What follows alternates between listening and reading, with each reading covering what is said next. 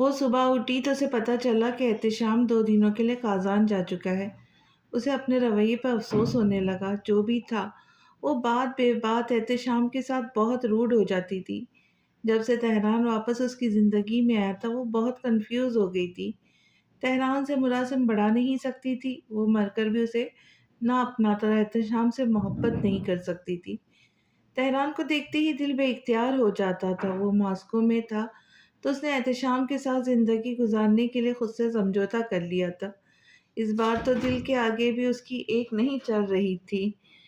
اسے اپنے ایگزیبیشن کے لیے سلی گڑھ جانا تھا۔ وہ جلدی سے ناشتہ کر کے تیار ہو گئی تھی۔ گاڑی پہلے سے تیار کھڑی تھی۔ وہ لوگ روانہ ہو گئے۔ سلی گڑھ خاصے فاصلے پر واقع تھا، انہیں شام بھی لگ سکتی تھی۔ چونکہ ایگزیبیشن رات کو تھا اس لیے وہ مطمئن ہو گئی۔ اچانک سڑک پر گاڑی کی ٹائر چرچرا جھٹکے سے رک گئی۔ کیا ہوا؟ اس نے ڈرائیور سے پوچھا۔ ڈونٹ وری، شاید ٹائر پنکچر ہو گیا ہے، آواز سے تو یہی لگتا ہے۔ میں دیکھتا ہوں۔ مائیکل تسلی دیتا گاڑی سے اترا۔ چند پل انتظار کے بعد وہ بھی گاڑی سے اتر گئی۔ کیا ہوا مائیکل؟ ٹائر پنکچر ہو گیا ہے مس نوروز، آپ کو ویٹ کرنا پڑے گا۔ کب تک؟ کم از کم 1 سے 1.5 گھنٹہ لگ سکتا ہے، ورک شاپ یہاں سے کافی دور ہے۔ اس نے بیزار کن انداز سے کندھے جھٹکے۔ ٹھیک ہے، جلدی کرو، مجھے پہنچ کر بہت سی تیاریاں کرنی ہیں، وہ کہہ کر پول کے کنارے پر آ رکی۔ پول کے نیچے سطح پر سمندر بہہ رہا تھا جس کا نیلگو پانی شدت سے اسے کسی کی یاد دلا گیا۔ اس کے لب ایک ساختہ مسکرانے لگے۔ کاش تم کہیں سے آ جاؤ جانے من۔ اس نے شدت سے دعا کی تھی اور شاید قبولیت کا وقت تھا۔ ایک گاڑی تیزی سے پل سے گزری اور کچھ دوری پر رک گئی۔ Any problem young man? Tehran نے ونڈو اسکرین سے جھانکا۔ او ہاں، ہماری گاڑی کا ٹائر پنکچر ہو گیا ہے، ہم اسے ورکشاپ تک لے جان رہے ہیں۔ اس سلسلے میں کوئی مدد مل سکتی ہے؟ اس کی نظر بھٹک کر زلف رک گئی جو اسے ہی دیکھ رہی تھی۔ نہ چاہتے ہوئے بھی اس کی مدد کرنا پڑی، وہ اسے اکیلا نہیں چھوڑ سکتا تھا۔ اوکے، میں ذرا جلدی میں ہوں، آپ لوگ میرے ڈرائیور کے ساتھ چلے جائیں، مگر ذرا جلدی آئیے گا۔ مائیکل نے فوراً اس بات میں سر ہلایا۔ اب وہ دونوں سنسان راستے پر تھے۔ زلف اس سے دور تھی، دل کی مراد برانے پر وہ اتنی خوش تھی کہ اسے دیکھتی چلی جا رہی تھی۔ وہ تو اپنی نظروں کے سراب بھی نہ کر سکا۔ وہ اس سے تھوڑی دور رک گیا۔ تہران اسے نہیں دیکھ رہا تھا، وہ بہتے پانی کو دیکھ رہا تھا کہ ریلنگ پر دھرا اس کا ہاتھ توجہ کھینچ گیا۔ دوسرے ہاتھ کی نسبت مہری سرخی مائل تھا۔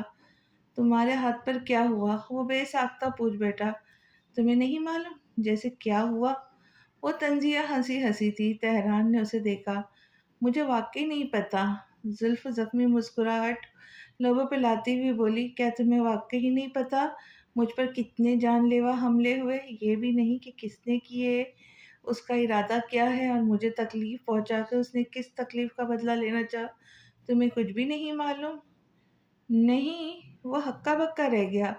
زلف اس پر ہنسی تھی، اس کی آنکھیں آنسوں سے بھر گئی۔ وہ دکھ سے پوچھنے لگی، کیا وہ تم نہیں تھے تہران؟ تہران لب کشائی نہ کر سکا۔ کیا میں تمہیں اتنا سنگین نقصان پہنچا سکتا ہوں؟ میں تو تمہیں تکلیف دینے کے بارے میں سوچ بھی نہیں سکتا۔ زلف کیسی باتیں کر رہی ہو؟ اسے شاکڈ لگا۔ وہ جذبات کی روانی میں بہتا چلا گیا۔ اس وقت اضطراب پر زلف کے اندر سرشاری کی لہریں دوڑ گئی۔ ہر دھمکی مجھے چیٹ کی صورت میں موصول ہوتی تھی۔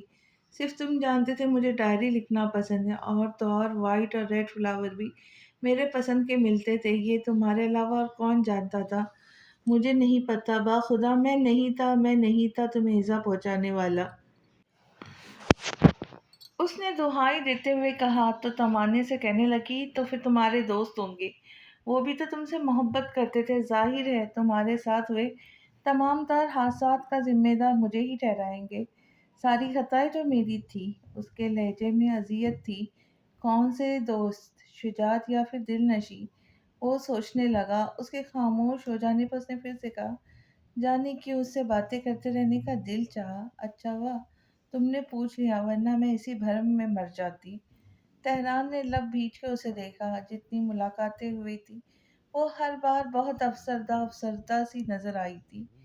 کیا احتشام کے ساتھ خوش نہیں ہو تم؟ تہران نے اسے کریدا۔ میں تمہارے بعد کبھی بھی خوش نہیں رہی تہران۔ جذبات کی سچائی اس کی آنکھوں سے چھلکتی تھی۔ وہ پانی کو دیکھ رہی تھی اور تہران اسے۔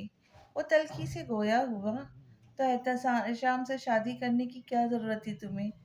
کیونکہ مجھے کمال حسن سے نفرت تھی۔ میں اس کے ساتھ ایک لمحہ بھی نہیں رہ سکتی تھی۔ میرے پاس دو ہی آپشن تھے، یا میں گھر چھوڑ کر چلی جاتی یا احتشام سے شادی کر لیتی۔ گھر کیوں نہیں چھوڑا پھر؟ جانے کیوں؟ دکھ میں ڈوبتا جا رہا تھا۔ مجھے دنیا کی اونچ نیچ سمجھانے کے لیے تہران پاشا نہیں تھا۔ مجھے لوگوں سے بہت خوف آتا تھا۔ مجھے سب لوگ کمال حسن جیسے دوگلے اور جمشید جیسے ہوس پرست لگتے تھے۔ میرا محسن تو مجھ سے ناراض ہو گیا تھا، اتنا کہ موت کی خبر دے کر میری زندگی جینے کا مقصد ہی چھین لیا۔ پھر میں احتشام کے ساتھ رہتی یا کسی اور کے ساتھ، کیا فرق پڑتا تھا؟ مقصد تو کمال حسن سے رہائی تھی۔ تہران کو بہت دکھ ہوا تھا جب میں نے تمہیں سمجھایا تھا، تب تم نے میری ایک نہ سنی۔ وہ آنسوں سے بھری آنکھوں سے اسے دیکھنے لگی، گو کہ اس کا لہجہ نرم تھا مگر زلف کو چبھتے لگا۔ اس کے زخم ہرے بھرے ہو گئے۔ پاگل تھی میں، بے وقوف تھی جو ان کی باتوں میں آ گئی، اور دیکھو سراسر نقصان میرا ہی ہوا تہران۔ تم تو مجھ سے دور ہوئے ہی مجھے اپنی محبت سے بھی آگ کر دیا۔ نہ مرتی ہوں نہ جیتی ہوں، بہت عجیب ہو گئی ہوں میں۔ تہران کو اس پر رحم آیا تھا۔ آج وہ اسے وہی پرانی زلف لگی تھی، روتی بلکتی کنفیوز، اپنے نصیب سے جنگ لڑتی ہوئی۔ لیکن وہ ایک نئی کہانی کی شروعات نہیں کر سکتا تھا، وہ اسے چھوڑ چکا تھا بس۔ وہ نظریں چرا کر سامنے دیکھنے لگا۔ مائیکل گاڑی لے آیا تو جلدی سے گاڑی کی طرف بڑھا۔ ایگزیبیشن میں آؤں گے؟ وہ اسے انوائٹ کرنا چاہتی تھی، اسے بہت آس تھی کہ وہ ایک بار تو ضرور آئے گا۔ وہ اس قابل اسی کے بدولت تو ہوئی تھی۔ تہران نے پلٹ کر جواب نہ دیا اور آگے بڑھ گیا۔ اس کا دل پھر سے اداسیوں میں گر گیا۔ شجا نے اس کی ایک نہیں سنی۔ ہاسپٹل کے کمرے کے باہر یوں پہرے بٹھایا جیسے وہ کوئی سنگین مجرم یا موسٹ وانٹیڈ ہو۔ اسے تقریباً 2 ہفتے بعد جانے دیا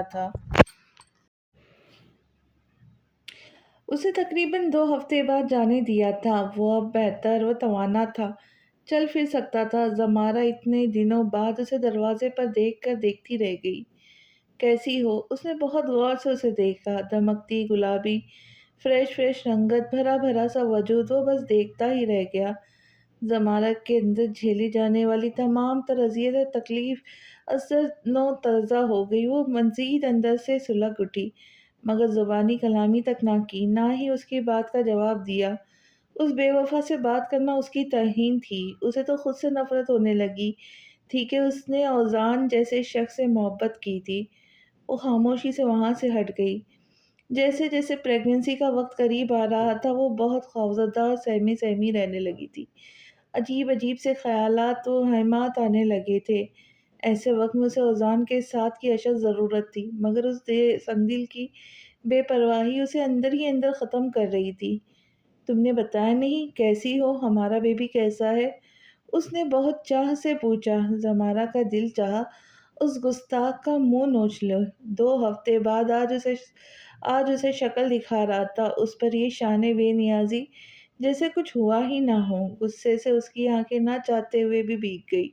وہ کاؤنٹر سے کھانے کے پلیٹ اٹھا کر اپنے کمرے میں بند ہو گئی۔ اوزان لمبی سانس کھینچ کر رہ گئے۔ تمہیں کیسے بتاؤں زمارہ، کیسے؟ نہ بتاؤ تب بھی نقصان میرا ہو رہا ہے، تم مجھ سے دور ہوتی جا رہی ہو۔ بتا دو تب بھی نقصان میرا ہی ہوگا، میں اپنا بچہ نہیں کھو سکتا۔ اس نے اذیت سے سوچتے ہوئے آنکھیں موند لی۔ فرات مرزا آپ ہی ہیں؟ کوئی شک انسپکٹر صاحب؟ جی ہاں، شک ہی تو ہمیں یہاں کھینچ لایا ہے، تو پہلے تصدیق کرو نا پھر آنا۔ وہ پانی کی بوتل اٹھا کر پلٹا تو انسپکٹر ایدھی نے اس کا کندھے پر ہاتھ رکھ کر روکا تھا۔ آپ کے خلاف مرڈر کے چارجز ہیں مسٹر فرات۔ اب تم کہو گے کہ آپ کو میرے ساتھ تھانے چلنا ہوگا، اس نے کمال مہارت سے کہا۔ بالکل۔ دیکھو یار، مرزا صاحب بڑے ہی گرم دماغ کے آدمی ہیں، خواہ مخواہ مجھ پر چڑھ دوڑیں گے۔ تم لوگ پہلے اچھے سے معاملے کی چھان بین کر لو اور ہو سکے تو مجھ سے دور رہو، میں آج کل خوش ہوں، میرا موڈ خراب ہو جائے گا۔ انسپیکٹر ایڈی نے کنجیوں سے اس البیلے نوجوان کو دیکھا تھا جو انہیں چکر دے رہا تھا۔ ہمارے پاس ایسی ایسی خبروں کی بھرمار ہے کہ تمہارا موڈ ہم خود خراب کر دیں گے، فکر نہ کرو، بس جانے کی تیاری کرو۔ فرات کو سخت کوفت ہوئی تھی، کچھ لے دیکھ مرزا صاحب سے معاملہ طے نہیں ہو سکتا؟ اس نے داڑھی کھجائی۔ نہیں، تو انہیں خبر کر دو، یہ میڈیا کا کام ہے، ان پہ چھوڑ دو۔ انسپکٹر ایڈی نے مزید تول نہ دی بات کو اور اس کا سر گھما کر دیوار سے لگا کر دونوں ہاتھ ہتھکڑیوں میں مقید کرنے لگا۔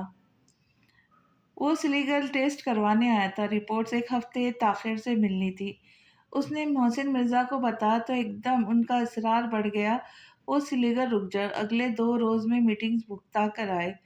اسے کوفت ہوئی تھی، بہرحال وہ مانتا ہی بنا، یہ اس کی جاب تھی، اس بات سے بے خبر کہ محسن مرزا کو علم تھا کہ زلف بھی سلیگر میں موجود ہے۔ وہ تنہائی میں ضرور ملیں گے، ایگزیبیشن میں آؤں گے۔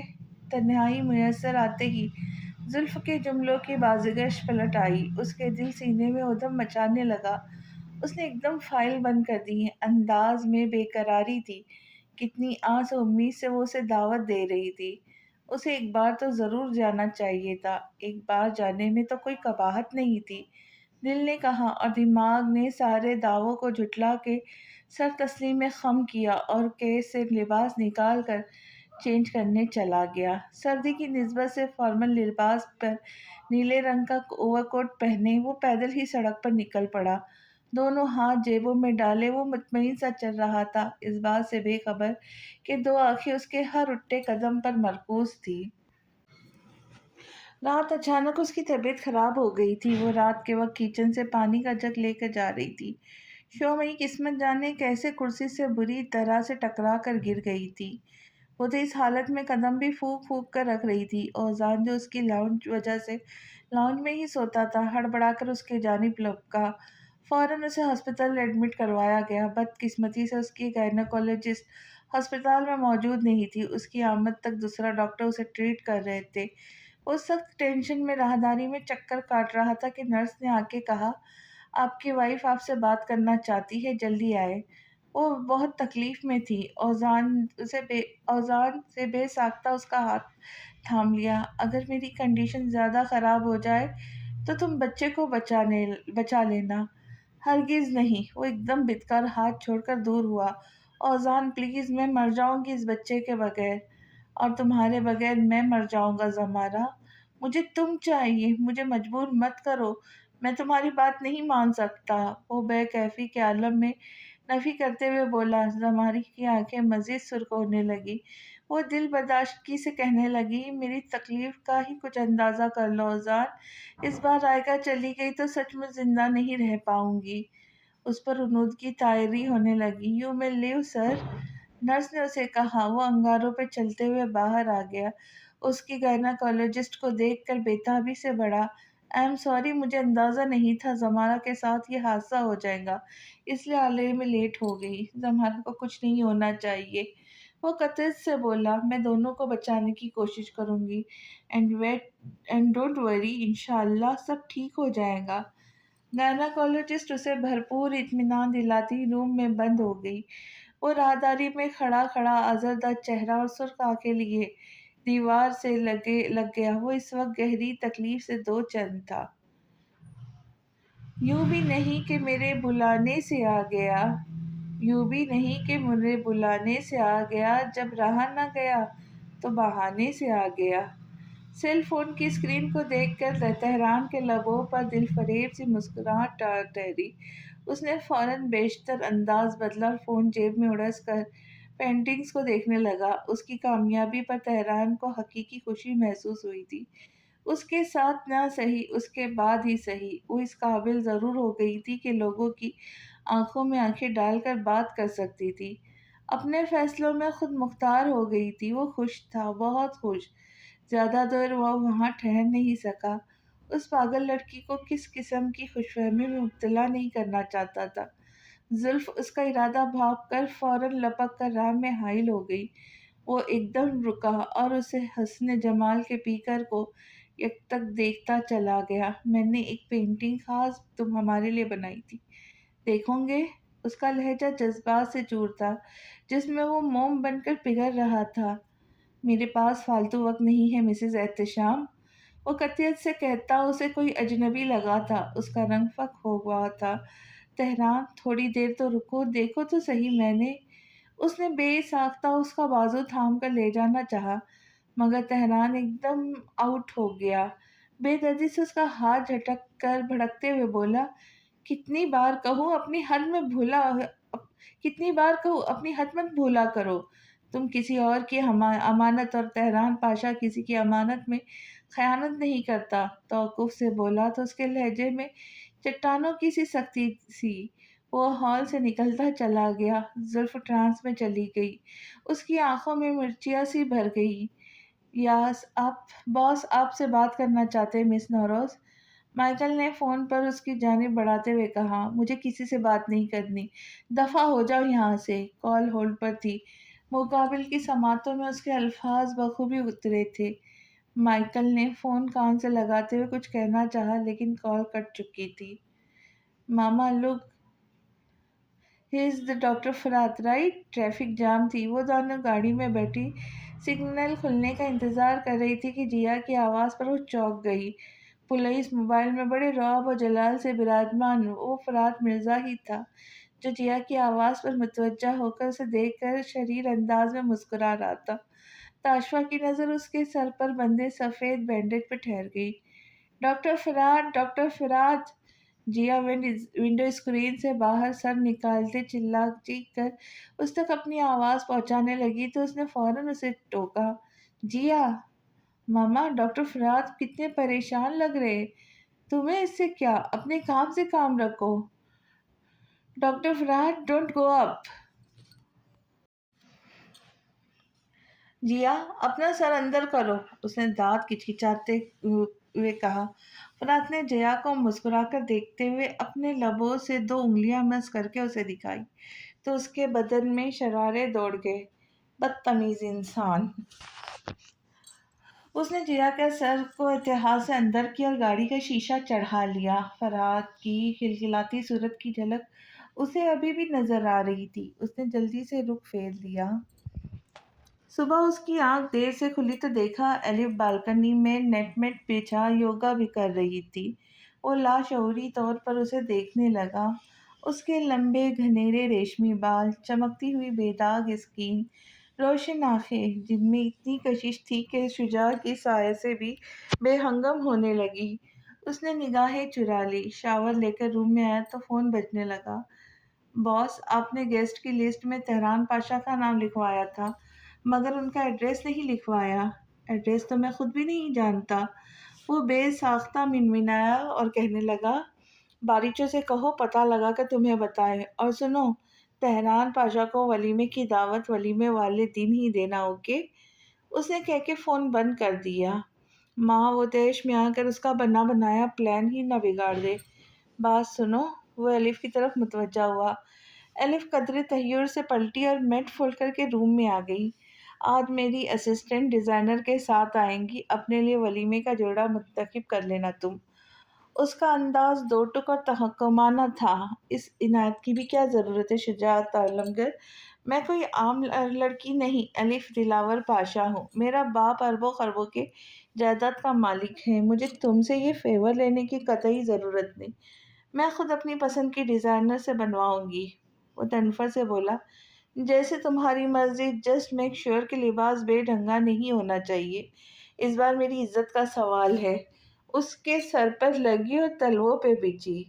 کیا مطلب ہے تمہارا؟ مجھے کوئی فیشن سینس نہیں ہے؟ سینس تو خیر واقعی تم میں نہیں ہے۔ اس کا جواب الف کو مزید سلگا گیا۔ Don't cross your limits, okay? اچھا، نہیں تو کیا کرو گی تم؟ وہ سکون سے بولا اور شرٹ کے بٹن بند کرتے ہوئے آستین فولڈ کرتے ہوئے اس کی طرف آیا۔ بات سنو میری کان کھول کر، اب تم ڈیسائیڈ کر ہی چکی ہو تو ڈیزائنر کو یہاں بلوا لو، میں خود تمہارے لیے ڈریس سلیکٹ کروں گا، اور چینج کر کے نیچے آ کر ناشتہ کر لو۔ وہ بہت کچھ کہنے کا عزم لیے مخاطب ہوئی تھی، چپ کی چپ رہ گئی۔ نان سینس! ایلس دانت پیس کر رہ گئی۔ اس کا دھیان بھٹک بھٹک کر تہران کی طرف جا رہا تھا۔ وہ چاہ کر بھی اس سے اپنی سوچوں سے جھٹک نہیں سکی۔ وہ بھی سلیگر میں موجود تھا اور اسے پورا یقین تھا رات کے اس پہر وہ کہاں ہو سکتا تھا۔ کاش وہ جا سکتی۔ اس نے کروٹ بدل کر تکیہ آنکھوں پر رکھ لیا۔ سکون ایک لمحہ بھی میسر نہیں آ رہا تھا، نہ ہی اسے نیند آ رہی تھی۔ وہ اٹھ بیٹھی، جی چاہ رہا تھا تہران کے ساتھ ایک بار پھر ماضی کو دہرائے، سڑک پر واک کے دوران طویل گفتگو کرے، اس کے ہاتھ کا کھانا اسے تنگ کرنا، اس کے کپڑے چرا کر پہن لینا، مزید ہو کر اسے اس کی پلیٹ سے کھانا۔ وہ کتنا کچھ مس کرتی تھی نا۔ بیڈ سے اتر کر کھڑکی کے قریب رک گئی۔ ہوٹل کے اونچے کمرے سے سڑک پر روشنیاں پھوٹ رہی تھی۔ اس نے بے دلی سے پردے برابر کر دیے، پھر سے ایک بار سونے کی کوشش کی، مگر نیند آنکھیں نہیں دے رہی تھی۔ بالآخر دل کے ہاتھوں شکست کھا کر اس نے فارمل لباس تبدیل کیا اور مائیکل سے آنکھ بچا کر ہوٹل سے نکل گئی۔ دروازے پر بیل دیتے وہ کچھ مطمئن تھی، جیسے اسے بھروسہ تھا وہ یہیں ہوگا، اور ہوا بھی ایسا۔ اس یقین پر وہ بے ساختہ مسکرائی تھی۔ کیوں آئی ہو؟ اسے دیکھ کر ماتھے کے بل گہرے ہو گئے۔ وہ کہتے ہوئے بلا اجازت اندر آ گئی۔ میری چیزیں یہاں بہت ساری، وہیں واپس لینے آئی۔ تمہیں تو اب ضرورت نہیں رہی، ویسے بھی ہو سکتا ہے میں یہ گھر خرید لوں۔ اس نے سکون سے اپنی آمد کا مقصد واضح کیا تو وہ سلگ اٹھا۔ یہ گھر میرا ہے اور میں اسے کسی قیمت پر نہیں بیچوں گا۔ اب جاؤ یہاں سے، اس نے لفظوں پر زور دے کر کہا اور دروازہ بند کر کے پیچھے آیا۔ کیوں؟ آخر کیوں نہیں بیچوں گے؟ وہ جانچتی نگاہوں سے اسے دیکھتی دھیمے سے پوچھنے لگی۔ تم ان سے تہران نے لب بھینچ لیے۔ وہ اس کی صورت دیکھ کے مسکرا گئی دی اور اپنی پرانی البمز کی طرف متوجہ ہوئی جو خود وہ دیکھ رہا تھا۔ اس کی آنکھوں میں یہ لا یقین یعنی تصورات اور امیدوں کے جگنو روشن ہو گئے۔ تہران نے سختی سے آنکھیں مینچ لی۔ اس کی آمد کی توقع نہیں کر رہا تھا، نہ سمیٹ کر اتحاد سے کہیں چھپا دیتا۔ وہ اپنی جانب سے اسے مزید کسی خوش فہمی میں مبتلا نہیں کرنا چاہتا تھا۔ دیکھا تہران، کب تک جھٹلاؤں گے؟ تم بھی مجھے یاد کرتے ہو؟ اس کے سوال پر وہ سرد آہ بھری۔ اس کی دی گئی تمام تکلیفیں از سر نو تازہ ہو گئی تھی۔ میں تمہیں یاد نہیں کرتا، میں اپنے وجود میں تمہاری کمی محسوس نہیں کرتا ہوں۔ تم ایسے وجود سے نکلی ہو جیسے جسم سے روح نکلنے کے بعد جسم بے جان ہو جاتا ہے۔ تم جس کے سامنے کھڑی ہو وہ وجود بھی زندہ لاش ہے۔ اس نے ترک تعلق کی زندگی کی سب سے بڑی حقیقت در حقیقت تھی۔ یہ کوئی معمولی بات تو نہیں تھی کہ بھلا دیتا۔ اس نے اذیت سے لب کاٹے۔ کیا تم سب کچھ بھول نہیں سکتے تہران؟ میں مانتی ہوں مجھ سے غلطی ہوئی ہے، میں تمہاری گنہگار ہوں، لیکن میرا بھی نقصان ہوا ہے جس کی پل پل سزا کاٹ رہی ہوں۔ نہیں بھول سکتا، یہ خلش میرے دل کو ہمیشہ جلاتی رہے گی کہ تم نے میری محبت کو ہوس کا نام دیا تھا۔ میں نے تم سے بے حساب محبت کی زلف، اس محبت کی تشنگی آج بھی اول روز کی طرح میرے دل کو جلاتی ہے۔ وہ جب تم نے کانپتے ہونٹوں سے کہا تھا تہران مجھے طلاق دے دو، وہ سب نقش ہے میرے دل پر، تمہاری بے پناہ محبت، وفا، وصل، ہجر، دھوکہ، سب یادیں یہاں نقش ہے یہاں، میں چاہوں تو بھی نہیں بھول سکتا۔ اس کی آنکھوں سے نکلتی آگ کی لپٹوں میں اضافہ ہو گیا تھا۔ اس کی سزا تم دے چکے ہو، مجھے اور کیا چاہتے ہو مجھ سے؟ وہ بے بس ہو گئی اس کے سامنے۔ تم کیا چاہتی ہو مجھ سے؟ برباد تو کر چکی ہو، اب کیا چاہیے تمہیں؟ کیوں آ جاتی ہو بار بار میرے سامنے؟ وہ کف اڑانے لگا، آگ کی لپٹیں اس کا پورا وجود جھلنے لگا، اس قدر سبکی پر زلف کی آنکھیں دھواں دھواں ہونے لگی۔ اس سے ہمت کر کے کہہ ڈالا۔ وہ خود نہیں جانتی تھی کہ کیا کہہ رہی تھی۔ وہ پورے جذبات سر چڑھ کر بول رہے تھے۔ کیا ہم سب کچھ بھلا کر ایک نئی شروعات نہیں کر سکتے تہران؟ کیا ایک نئی شروعات؟ بے تحاشا حیرانگی سے پوچھا تھا اور وہ بہتی آنکھوں کے ساتھ اثبات میں سر ہلا گئی۔ تم کس قسم کی لڑکی ہو؟ پہلے اپنی بیوقوفی کی وجہ سے میری زندگی برباد کی اور اب احتشام کو دھوکہ دینا چاہتی ہو، اس کی وفاؤں کا یہ صلہ دے رہی ہو؟ तुम किस किस्म की लड़की हो? वो मुश्तइल हो गया। तेहरान का बस नहीं चल रहा था कि उसे एक थप्पड़ मार देता। जुल्फ की आंखें भीगती चली गई। एक बात कान खोल कर सुन लो तुम मेरी। दिल के दाग धोकर भी तुम मेरी नहीं हो सकती। अब दोबारा मैंने जैसे एक बार छोड़ दिया तो बस छोड़ दिया। वो उंगली उठाकर जुनूनी अंदाज में बोला, और मैं, मेरा क्या? मेरी मोहब्बत की कोई औकात नहीं तुम्हारी नज़र में? वो चीख उठी, भाड़ में जाओ तुम और तुम्हारी मोहब्बत। वो जहरखंदी से बोला। उसकी आंखों में मिर्चियाँ भर गई। वहशत की इंतहा को पहुंचकर उसने डाइनिंग टेबल से छुरी उठा ली। तो तुम नहीं करते मुझसे मोहब्बत? उसने एकदम जुनूनी होकर कलाई पर रखी। ये क्या पागलपन है? वापस रखो छुरी। वो खौफजदा हो गया। गुस्सा एक पल में उड़न छू हो गया।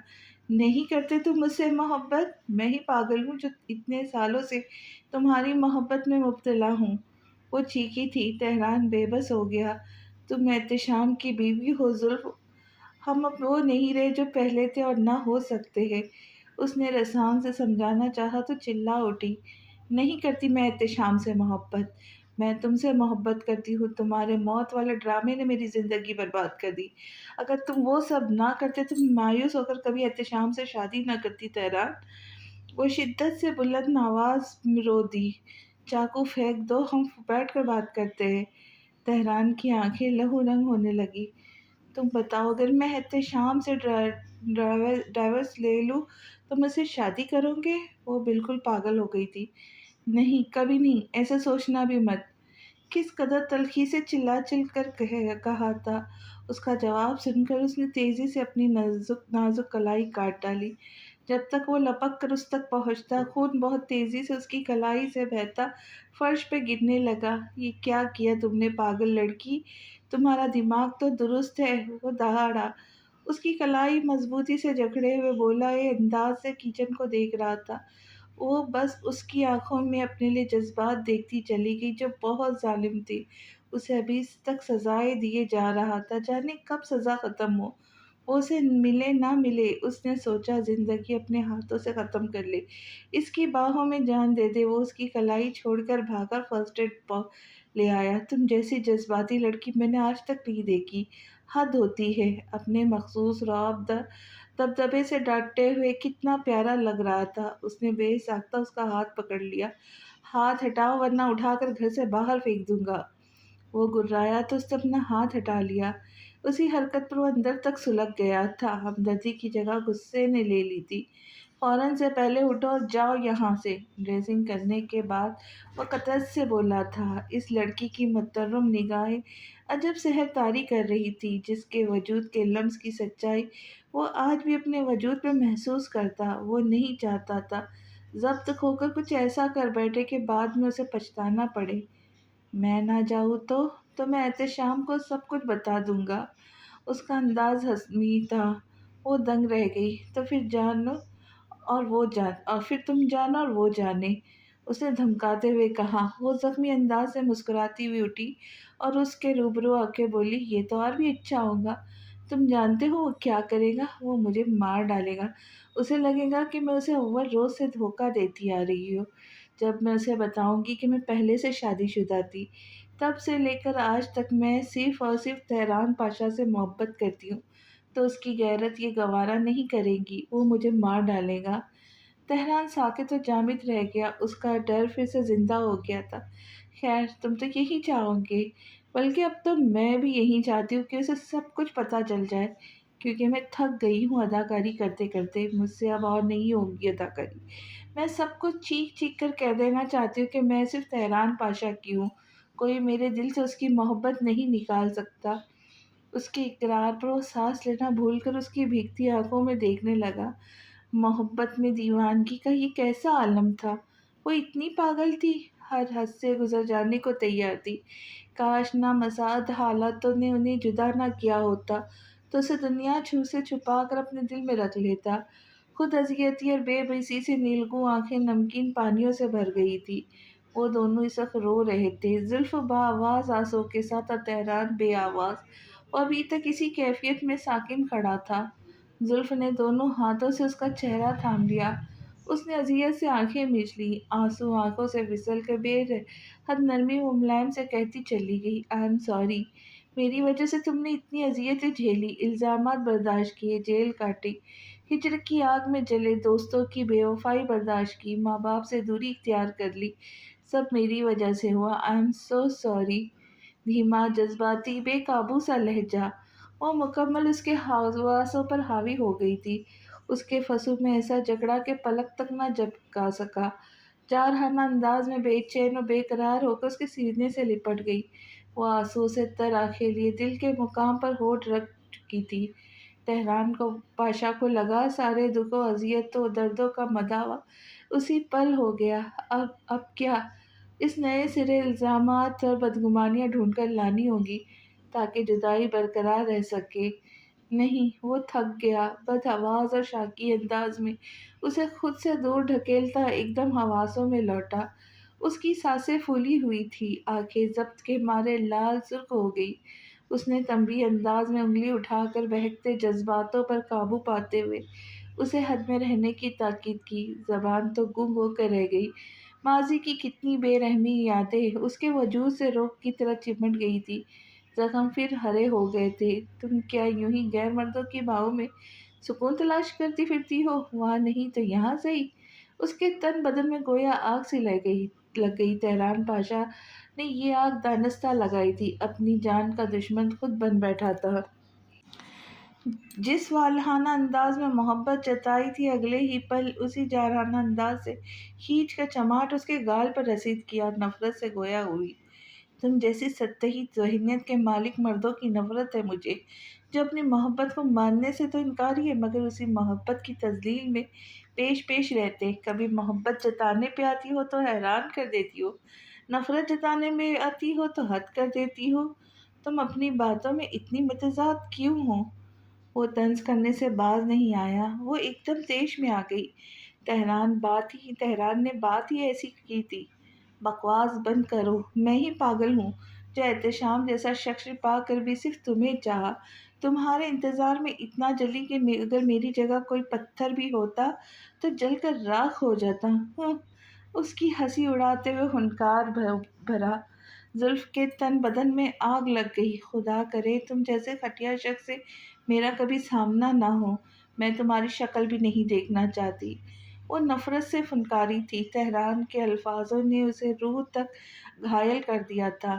تم چاہو گی زلف نوروز، تم ضرور چاہو گی، ایک دن اچانک تمہیں ایسی خبر ملے گی کہ تمہارا دل کانپ جائے، تمہاری آنکھیں برسیں گی اور تم مجھ سے ملنے کو تڑپو گی۔ وہ تنتناتا ہوا بولا، تو پھر لعنت ہے مجھ پر اپنی اس قدر تذلیل پر بھی، میں لوٹ کر تم تک آؤں۔ وہ زہر خندی سے کہتی، دہکتی لہو رنگ آنکھوں سے ایک نگاہ غلط انداز میں اس پر ڈالی، اسے پیچھے ڈھکیل کر تیزی سے نکلتی چلی گئی۔ تہران نے لب بھینچ لیے، سینے پہ بھاری بھرکم بوجھ آن پڑا تھا۔ اس بوجھ تلے سانس دبتا ہوا محسوس ہونے لگا۔ صوفے پہ گر کر اوپر کی طرف سے سر اٹھا کر لمبی لمبی سانسیں لینے لگا۔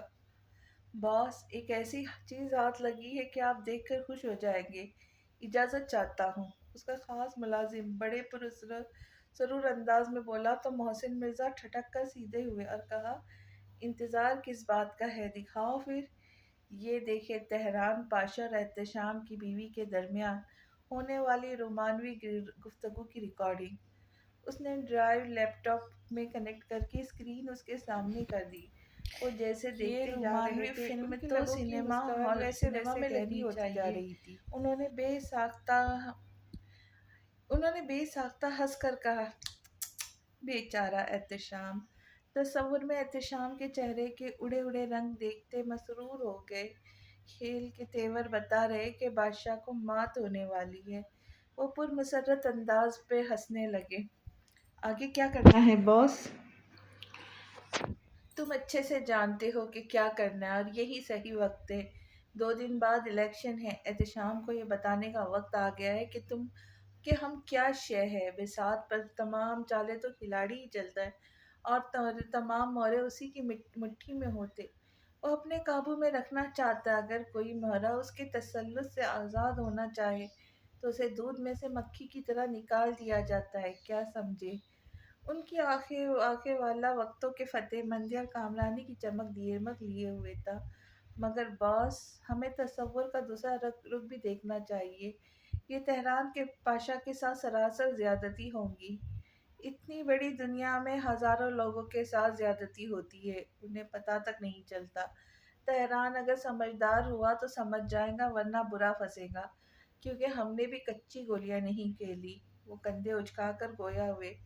اور کوئی حکم باس؟ ایک کام اور کرو، اپنے کسی بھروسے مند آدمی کو ڈی پیلس کی چاکری پر لگوا دو کچھ دن۔ کھیل مزید دلچسپ ہوتا جا رہا ہے، اسے کہنا ہمیں ایک ایک لمحے سے باخبر رکھے۔ جو حکم۔ اور سنو، ویڈیو کوالٹی بہترین ہونی چاہیے۔ وہ آخر میں تزئیق آمیز لہجے میں کہہ بکھیر کر ہنسنے لگے۔ کھیل دلچسپ ہوتا جا رہا ہے مروان، اب دیکھنا یہ ہے کہ رانی کی اگلی چال کیا ہوگی۔ وہ کافی لطف لیتے ہوئے تبصرہ خیال کر رہے تھے۔ مروان بھی سوچ میں پڑ گیا، کیونکہ یہ ایک اہم سوال تھا کہ رانی کی اگلی چال کیا ہوگی۔ ایک پل میں جو چاہے رکھ دے بساط الٹ کر۔ شہزد پہ آ چکا ہے، اپنا پیادہ رکھیے۔ شہزد پہ آ چکا ہے، اپنا پیادہ رکھیے، ابھی شطرنج ہے جاری، ذرا الٹے تو بساط۔ دیکھنا کون ہے شاہ، دیکھنا کون ہے شہ، کون پیادہ ہے میاں۔ بچے کے ننھے ننھے روئی جیسے نرم و ملائم ہاتھ کو چھوتے، کبھی پلکوں کی باریک سی لکیروں پہ انگلیاں پھیرتے ہوئے وہ خوشی سے پاگل ہوئے جا رہا تھا۔ فرط مسرت سے آنکھوں کے گوشے بھیگنے لگے۔ زمارہ ابھی تک ٹرینکولائزر کے زیر اثر سو رہی تھی۔ چند گھنٹوں بعد اسے ہوش آیا تو اسے ملتا جلتا منظر اس کی نگاہوں سے گزرا۔ ایک پل ہونک ہو گئی، اس کے پہلو میں لیٹے ہوئے بچے کو دیوانہ وار دیکھتا ہی جا رہا تھا۔ زمارہ کی نظروں کی تپش محسوس کر کے تسلسل ٹوٹا۔ اسے دیکھ کر وہ ایک دم مسکرایا۔ دیکھو ہمارا بیٹا کتنا پیارا اور معصوم ہے، بالکل مجھ پر گیا ہے، وہ خوشی سے بتانے لگ گیا۔ زمارہ خود اذیتی سے مسکرا دیا، دھیمے سے بولی، اس کا کردار تم جیسا نہ ہو خدارا۔ اوزار نے لہو چھلکاتی آنکھوں سے اسے دیکھا، لیکن ضبط کر گیا۔ پھر مسکرا کے کہنے لگا، ہم اس کا نام نوفل رکھیں گے، جو ہم دونوں نے مل کر ڈیسائیڈ کیا تھا۔ زمانہ نے کوئی رد عمل نہیں دیا اور آنکھیں موند لی۔ اس کے سونے کے بعد اوزار نے اطمینان سے اس کا سر پکڑا اور پیشانی چوم لی۔ اس کی کنڈیشن دیکھ کر وہ خوفزدہ ہو گیا تھا۔ وہ دل و جان سے رب کے حضور گڑ گڑا کر اس کی زندگی کے لیے دعا گو تھا۔ اللہ نے اس کی سن لی تھی، بے شک وہ اپنے بندوں کو نامراد نہیں لوٹاتا۔ سفینہ خانم کی نگاہیں اسکرین پر ساکت تھی۔ یہ کس قسم کی ایڈیٹنگ تو نہیں ریانا؟ ان کا دل اتھاہ گہرائیوں میں اتر گیا۔ انہیں اپنی سماعتوں پر یقین نہیں آ رہا تھا۔ سامنے رکھے لیپ ٹاپ پر زلف نوروز اور تہران پاشا کے درمیان گفتگو کی ریکارڈنگ چل رہی تھی۔ آف کورس ناٹ آنٹی، آپ کو کیوں لگتا ہے یہ ایڈیٹنگ ہوگی؟ کیا میں جھوٹ کہہ رہی ہوں آپ سے؟ ہاں، یا ٹریپ کرنے کی کوشش کر رہی ہوں میں؟ مجھے تو یقین نہیں آ رہا ریانا۔ احتشام تو مار ڈالے اس لڑکی کو، وہ برداشت نہیں کر سکی یہ سچ۔ وہ بہت ہرٹ ہوگا ریانا، ہمیں اسے یہ سچ نہیں بتانا چاہیے، ہمیں چھپانا ہوگا۔ یہ آپ کیسی باتیں کر رہی ہیں آنٹی؟ ریانا کچھ بیزار سی ہوئی تھی۔ اسے اپنی محنت اندھے کنویں میں محسوس ہوئی۔ زلف آپ کے بیٹے کو دھوکہ ہی نہیں دے رہی، بلکہ اس کے کسی اور سے ناجائز تعلقات ہیں۔ ویڈیو آپ کے سامنے ہے، آپ کو کس بات کا انتظار ہے؟ اسے بالوں سے پکڑے اور گھر سے باہر نکال دے۔ احتشام کی کیا مجال جو آپ کے فیصلے پر سوال اٹھائے؟ نہیں ریانا نہیں، وہ بہت خوفزدہ ہو گئی تھی۔ تم نے اس کی آنکھوں میں وہ دیوانگی نہیں دیکھی جو میں نے دیکھی ہے۔ اس لڑکی نے کوئی جادو کر دیا احتشام پر، وہ پاگل ہو گیا اس کے پیار میں۔ وہ یہ سب برداشت نہیں کرے گا ریانا، مجھے بہت ڈر لگ رہا ہے۔ ان کا دل لاتعداد خدشوں سے زخمی پرندے کی مانند فڑفڑایا۔ آنٹی آپ خواہ مخواہ پریشان ہو رہی ہے، خوفزدہ مت ہو، ایسا کچھ نہیں ہوگا۔ ریانا نے ناگواری چھپاتے ہوئے انہیں دلاسا دیا۔ میں اس کی رگوں میں مجاہد کا خون دوڑ رہا ہے، میں کیسے خوفزدہ نہ ہوں ریانا؟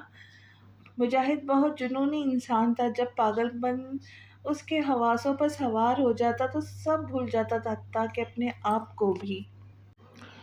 उसे कोई होश नहीं रहता था कि वो क्या करने जा रहा है, और मैं एहतेशाम को जानबूझते दूसरा मुजाहिद नहीं बनने दे सकती। वो मेरा बेटा है, इकलौता बेटा। इसे यहाँ तक पहुँचाने के लिए मैंने क्या कुछ नहीं झेला। तो फिर आप क्या चाहती है? रियाना कुछ तल्ख हुई। उसे अपने मंसूबे बेकार बेकार होते नजर आई।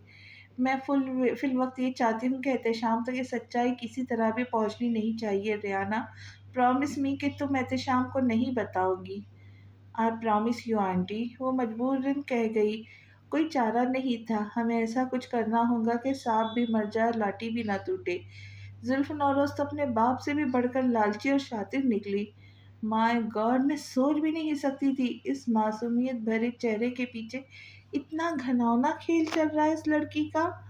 उन्होंने माउफ होते जहन को हाथों में गिरा लिया। रियाना कुछ देर बाद टेबल से जा चुकी थी, वो भी रेस्टोरेंट से बाहर निकल आई।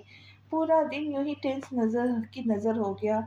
वो रात भर अजियत के बाद सो भी नहीं सकी। काज़ान में उसे 2 के बजाय 3 दिन लग गए। आज रात 10 बजे के करीब वो जलसे से खिताब करके अपनी रिहाइश पर वापस जाने की बजाय मॉस्को जा रहा था।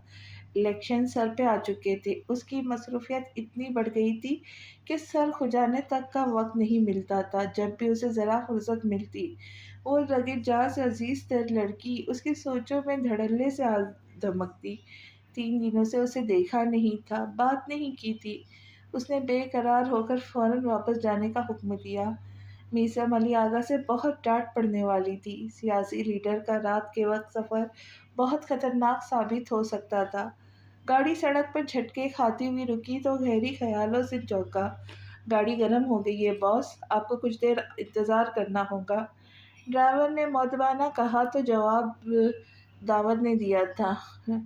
रोड के बीचों बीच इस वक्त ठहरना मुनासिब नहीं है, आप जल्दी करें।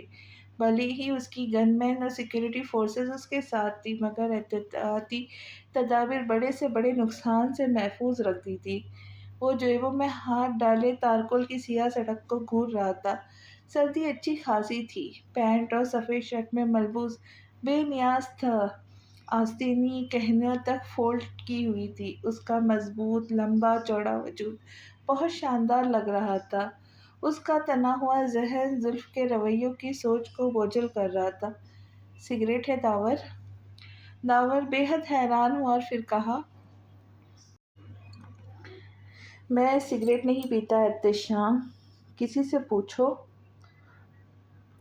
उसका इशारा सिक्योरिटी फोर्स और गनमैन की जानिब था। दावर जितना हैरान होता कम था। वो कभी इस किस्म के बुराइयों के नज़दीक नहीं गया था। आज इसकी नौबत क्यों पेश आई? सिगरेट का लंबा कश लगाकर उसने असाबों को ढीला छोड़ दिया और गाड़ी की पुश्त से टेक लगा ली। आपको कोई परेशानी है एहतेशाम? वो ठंडी सांस भर कर रह गया। उसके चेहरे पर शिकनों का जाल बिछा हुआ था। उसने दावर को देखा और नफ़ी में सर हिलाया। दावर उसकी बात का यकीन नहीं कर सका मगर खामोश रहा। तकरीबन 15 मिनट के इंतज़ार के बाद गाड़ियाँ सड़क पर रवा दवा थी। मास्को पहुंचा तो डी पैलेस अंधेरे में डूबा हुआ था। इक्का दुक्का लाइट्स रोशन थी। हॉल में दाखिल होते ही उसकी निगाह सफीना खानम पर पड़ी। उसे देखकर बेसाख्ता उठी। Is everything all right? आप अभी तक जाग रही है? तुम्हारा इंतज़ार कर रही थी बेटा। आगा ने बताया कि तुम इस वक्त वापस आ रहे हो, तो मेरा दिल परेशान हो गया था। मुझे कोशिश करने के बावजूद नींद नहीं आ सकी। सफीना खानम की आवाज़ किसी और ही बाबत भीग गई। जुल्फ की घिनौनी असलियत से शदीद धचका लगा था। वो कैसे ना उसके लिए परेशान होती। उनके जिगर का टुकड़ा था। उनकी आंखों में आंसू देखकर एहतशाम पर घड़ों पानी फिर गया। वो शर्मिंदा होकर बोला, आई एम सॉरी, मुझे आपको कॉल करके बता देना चाहिए था, मगर मुझे पता नहीं था कि आप इंतज़ार कर रही होंगी। उनके गिर्द बाजू हुमायल करके सर चूमा था। कितने कमज़ोर और लागर हो गए तुम। मिलने दो आगा से मुझे। बताती हूँ उन्हें कि मेरा बेटा कोई गुलाम नहीं जो सारा वक्त आपके मामला संभालता रहे। वो हल्का सा हंसा और बोला, पार्टी में शमूलियत इख्तियार करने की ख्वाहिश खालिसतन आप ही की थी मॉम। मुझे सियासत कुछ खास पसंद नहीं थी वैसे भी। वो उसे देख के रह गई, फिर बात बदलते हुए मुलाजिमा को आवाज़ लगाई, शाली खाना लगाओ मेरे बेटे के लिए। بہت لگاوٹ اور چاہ سے اس کے بال سہلانے لگی۔ میں فریش ہونے کے بعد کمرے میں ہی کھاؤں گا مام، آپ نے کھا لیا؟ ہاں بھائی، اب تمہارا انتظار تو نہیں کر سکتی تھی نا؟ وہ بمشکل دل میں طوفان مچاتے جذباتوں کو قابو پا کر ہنس کر کہنے لگی، ٹھیک ہے پھر میرے کمرے میں لگا دو کھانا، میں ذرا فریش ہو جاؤں۔ احتشام نے ہاتھ اٹھا کر ٹوکتے ہوئے کہا، جاؤ شاباش، آرام کرو اور کوئی ضرورت نہیں صبح جلدی اٹھنے کی اور آقا کی حکایت سننے کی۔ وہ مسکراتا ہوا ان کا ہاتھ تپ تپا کر چلا گیا۔ زلف نے کھانا کھایا؟ جاتے جاتے سرسری سا شالی سے پوچھ رہا تھا۔ سفینہ خانم کے سینے پہ خنجر چلا تھا، جس لڑکی کی چاہ میں پاگل ہو گیا تھا اسے تو اس کی پرواہ بھی نہیں تھی۔ احتشام تو چلا گیا، پھر وہ ساری رات نہ سو سکی۔ اس لڑکی کو جانتے ہو؟ نہیں۔ اس نے سرسری سی نگاہ تصویر پر ڈال کر فوراً کہا۔ لڑکی کا چہرہ مکمل مسخ ہو چکا تھا، وہ چاہتا تو بھی پہچان نہ پاتا، اور اس لڑکی کی ایک دوسری تصویر ٹیبل پہ رکھتے ہوئے انسپکٹر ایڈی نے بغور اس کے تاثرات جانچے۔ ہاں یہ وہی لڑکی ہے، ایک دن ہاسپٹل میں ملی تھی، اس نے چنگم چباتے ہوئے سرسری سے جواب دیا۔ انسپکٹر ایڈی حیرت کھائے جا رہا تھا، اتنا ریلیکس مجرم اس نے زندگی میں پہلی بار دیکھا تھا۔ ہاسپٹل میں ملی تھی، اس کے بعد کیا؟ بیچاری پیسے مانگ رہی تھی جو کہ میرے پاس نہیں تھے، اس نے ٹانگ جلاتے ہوئے کہا۔ تو پھر یہ کریڈٹ کیسے گیا اس کے پاس؟ میں نے ہی دیا تھا۔ وہ ہنوز مطمئن تھا، اسے معلوم ہی نہیں تھا اس کا لاؤبالی پن اسے کس مشکل میں ڈال چکا ہے۔ فرات مرزا، تمہارے سر پر ایک قتل کا الزام ہے اور تمہارے انداز سے لگ رہا ہے تم کوئی عادی مجرم ہو جسے کوئی فرق نہیں پڑتا۔ فرات ہلکا سا ہنسا۔ خیر چھوڑو، تمہیں اپنے باپ کا نام کا بہت ضرر ہوگا، اس کی آڑ میں تم اپنے جرموں پر پردہ ڈال سکتے ہو، لیکن اس بار تم میرے ہتھے چڑھے ہو۔ اگر جرم ثابت ہوا تو سلاخوں کے پیچھے پھینک دوں گا، کڑی سزا دلواؤں گا۔ جرم تو ثابت ہونے دو، وہ ان کی دبی دبی دھمکیاں خاطر منالاتے ہوئے بولا۔ تو انسپکٹر ایڈی نے لب بھیج کر ضبط کیا، یہ سر پر چوٹ کیسے آئی؟ انسپکٹر ایڈی نے اس کی دکھتی رگ پر ہاتھ رکھ دیا، اس کی تکلیف ازسر نو تازہ ہو گئی۔ محبت ہے کسی کی؟ وہ سنبھل کر استہزائیہ ہنسا۔ ایسی اور کتنی محبت کی نشانیوں کے ثبوت ہیں آپ کے پاس؟ ان کی بات پر وہ قہقہہ لگا کر ہنس پڑا۔ واللہ یہ آخری ہے، اس نے اچھے بچوں کی طرح آنکھیں میچ کر یقین دلایا۔ انسپکٹر ایڈی بری طرح الجھ گئے تھے، مزید کوئی سوال نہ کیا، اسے وہیں چھوڑ کر ایک بار پھر تمام ثبوتوں پر نظر ثانی کرنے کا ارادہ لیے اٹھ گئے، اور فرات بے چینی سے پہلو بدلنے لگا۔ اس چار دیواری میں غیر معمولی طور پر اس کا دم گھٹ رہا تھا۔ وہ ابھی سونے کے لیے لیٹی ہی تھی کہ ایک دم سے کمرے کی روشنیاں جل اٹھی۔ اس نے نیند سے بوجھل پلکیں وا کر کے دیکھا تو احتشام اس پر جھکا ہوا بڑی جاندار نگاہوں سے دیکھ رہا تھا۔ وہ لرز اٹھی، دونوں ہاتھ اس کے سینے پہ رکھ کر پرے ڈھکل کر تیزی سے اٹھ بیٹھی۔ گھبرا گئی مجھے دیکھ کر؟ محبت کے خمار سے گوندا لہجہ سرگوشی میں ڈھلا ہوا تھا۔ تم کب آئے؟ اس نے بات بدل کر کہا اور بے ترتیب سانسیں سنبھالی۔ شالی بتا رہی تھی کہ تم نے کھانا نہیں کھایا، اتنی لاپرواہ کیوں ہوتی جا رہی ہو تم؟ وہ بغور اس کے دیکھتے ہوئے بولا۔ اس کا چہرہ گلاب کی مانند تھا، آنکھیں ابھی تک نیند کی خمار میں ڈوبی ہوئی تھی۔ بے ترتیب بالوں کے ساتھ وہ اتنی پیاری لگ رہی تھی کہ احتشام نظریں نہیں ہٹا سکا۔ مجھے بھوک نہیں تھی، پلیز ہٹو، مجھے سونا ہے، اس نے سرد لہجے میں کہا۔ کمفرٹر کھینچا جس کا دوسرا سرا احتشام نے دبوچا ہوا تھا۔ میری غیر موجودگی میں 3 راتیں کھول کر سوتی رہتی، کس نے روکا تھا؟ اب نہیں سونے دوں گا تمہیں، آؤ میرے ساتھ کھاؤ، پھر ڈھیر ساری باتیں کریں گے۔ وہ اس کی پیشانی سے سر ٹکراتا کس قدر دلکش انداز سے فرمائش کر رہا تھا۔ مجھے نیند آ رہی ہے احتشام، مجھے آرام کرنے دو، وہ چیخ کر بولی۔ بس کبھی کسی بھی طرح اپنا دامن بچانا چاہتی تھی۔ میں بھی 3 دن 3 راتوں سے تھکا ہوا ہوں، بے آرام ہوں، لیکن تمہیں دیکھ کر ساری تھکن اتر گئی میری۔ چلو شاباش اٹھو، میں فریش ہو کر آتا ہوں۔ وہ کمفرٹر ہٹاتا اس کا چہرہ تھپتپا کر اٹھ گیا۔ اس کے جاتے ہی اس نے کمفرٹر سر تک کھینچ لیا، مگر اس کی نیند کہیں غائب ہو گئی تھی۔ احتشام کی وجہ سے اچھی خاصی ڈسٹرب ہو چکی تھی، وہ بری طرح پھنس گئی تھی ان دو مردوں کے بیچ۔ تہران اسے اپنا بنانے پر راضی نہیں تھا، اب احتشام کے ساتھ بھی رہنا نہیں چاہتی تھی، اسے مزید دھوکے میں نہیں رکھ سکتی تھی، لیکن سچ کیسے بتاتی؟ اپنا انجام سوچ کر وجود پر کپ کپی سی طاری ہونے لگی۔ وہ شاور لے کر روم میں آیا تو اسے سوتے دیکھ کر اس کا دماغ منٹوں میں آؤٹ ہوا تھا۔ زلف! وہ چیخا، کیا مسئلہ ہے تمہارے ساتھ؟ وہ ایک دم جھنجھلا کر اٹھی۔ اگلے لمحے مجاز کی تمام تر صفائی، تلخی اور سختی اس کے سامنے آ گئی۔ وہ ایسا مرد تھا، اس سے محبت کرتا تھا، اس لیے اس کے تیور برداشت کرتا تھا، ورنہ آج تک اسے اپنی خواہش یا بات دہرانے کی ضرورت پیش نہ آئی۔ کھانا لے کر آؤ میرے لیے، تحکمانہ گویا ہوا۔ وہ اسے قہر آلود نظروں سے گھورتی ہوئی کمفرٹر ایک طرف پھینک کر اٹھی، شالی سے کھانے کی ٹرے لے کر احسان کرنے والے انداز میں ٹیبل پر پٹک دی۔ بیٹھو، میرے ساتھ کھانا کھاؤ۔ پہلے کی بنسبت قدرے نرمی سے اس کی کلائی تھام کر روکتا ہوا بولا۔ وہ خاموشی سے بیٹھ گئی۔ احتشام گاہے بگاہے اس کے سرخ چہرے پر بھی نگاہ ڈال لیتا، وہ کب اس کے ساتھ زبردستی کرنا چاہتا تھا؟ یہ تو زلف تھی جو اسے مجبور کر رہی تھی۔ کھاؤ! اس نے زور سے ٹیبل پہ ہاتھ مارا تو وہ دہل گئی۔ مجھے بھوک نہیں ہے احتشام، مجھے مجبور مت کرو، ورنہ بہت پچھتاؤں گے۔ اس کی آنکھوں میں سرخ جوڑے تیرنے لگے۔ اچھا، مثلاً کیسے پچھتانا پڑے گا مجھے؟ وہ دلچسپی سے اسے دیکھنے لگا۔ زلف بے بسی سے رو دینے کو تھی، اس نے نفرت سے رخ موڑ لیا۔ تم سے بات کر رہا ہوں میں، اتنی اکڑ کس بات کی ہے تمہارے اندر؟ اور اس دن بھی تم نے میری کال سننے سے انکار کر دیا تھا، آخر چاہتی کیا ہو تم؟ نہ میری طرف مائل ہو رہی ہو، نہ میری محبت سے قائل ہو رہی ہو۔ میری برداشت اب ختم ہوتی جا رہی ہے زلف، ایسا نہ ہو کہ میں وہ کر گزروں تمہارے ساتھ جس کے بعد میں مجھے پچھتاوا ہو۔ وہ آنکھیں دکھاتا سختی سے کہتا چلا گیا۔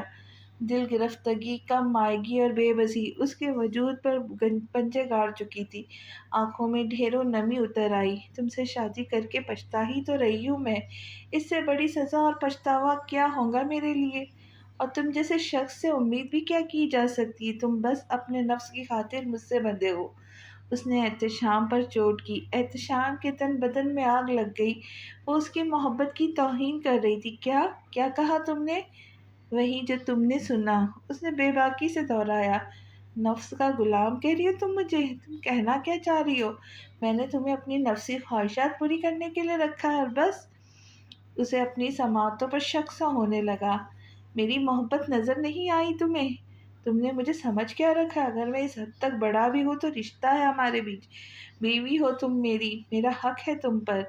اس نے امڑتے غصے پر قابو پا کر کہا، بلند آواز کو دبا کر کہا، تمہارا مجھ پر کوئی حق نہیں۔ وہ جھنجھلا کر کہتا اس کے بعد قطع کر گیا، آپ آج بتا ہی دو، تمہارے دماغ میں کیا چل رہا ہے، کیا چاہتی ہو تم؟ حواس بافقدگی عالم میں چھلکتی آنکھیں لیے اس کا یہ بیگانہ سا روپ دیکھ کر رہ گئی۔